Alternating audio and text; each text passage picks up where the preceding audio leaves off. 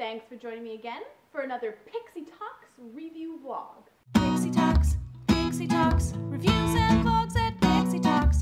Pixie Talks, reviews and vlogs at Pixie Talks. Woo! Oh my gosh, finally! This is a movie that I have been excitedly anticipating now for a good long while. If you've been following me for a while now, you may recall my fascination and obsession with all things mermaid folklore, so it should come as no surprise that an animated film about a Selkie was right up my alley. This is Song of the Sea.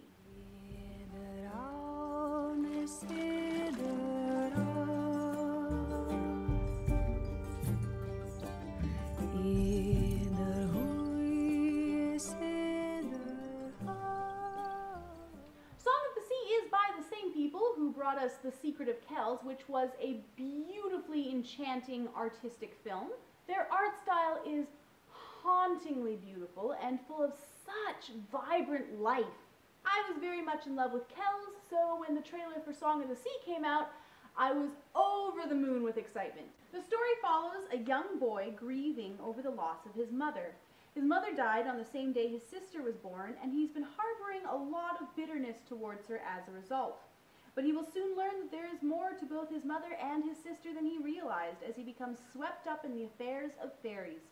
His sister is a Selkie, and the only one with the power to free the Fae folk from their stone imprisonments at the hands of the sinister Maka. The movie draws from Celtic mythology and folklore to weave a compelling tale of loss and grief. The exploration of its rich and fantastical world reminded me a lot in tone of Miyazaki's Spirited Away, and it brings with it a lot of that same kind of sense of wonder. Now, the story has a lot of layered depth to it, and each character is very well crafted to the story's theme. All of the characters are dealing with their grief in one fashion or another, and all of them are using very different coping methods. Ben lashes out in anger, while his father withdraws and is consumed by sadness. Meanwhile, his grandmother believes that it is best to ignore and never face grief. All of their methods affect Saoirse to some degree or another, and her own sense of self and discovery of herself as she grows up. The fantastical element of the plight of the fairies is a direct mirror to the emotional struggles that the human characters are going through, and in both cases, Saoirse holds the key to saving them all. The artwork is breathtaking and amazing.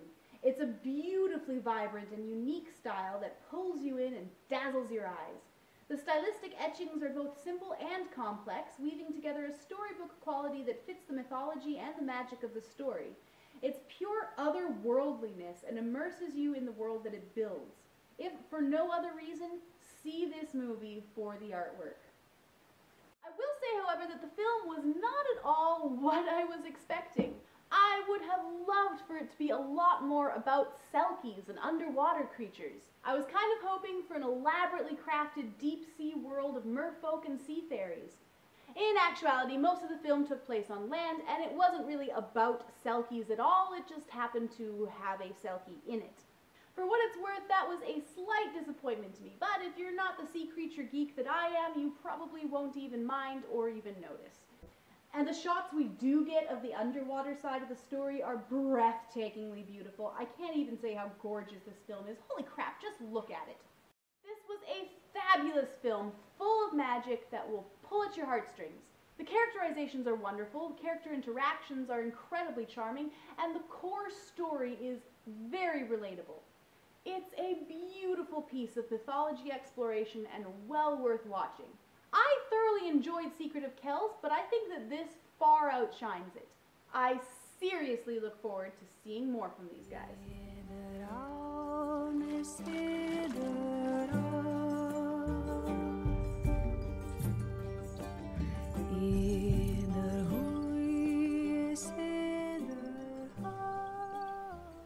And that's it for my review of Song of the Sea. Hope you enjoyed the video. Please do be sure to subscribe for more, and you can also add me on Facebook and Twitter. And with that, I'll see you next week. Bye!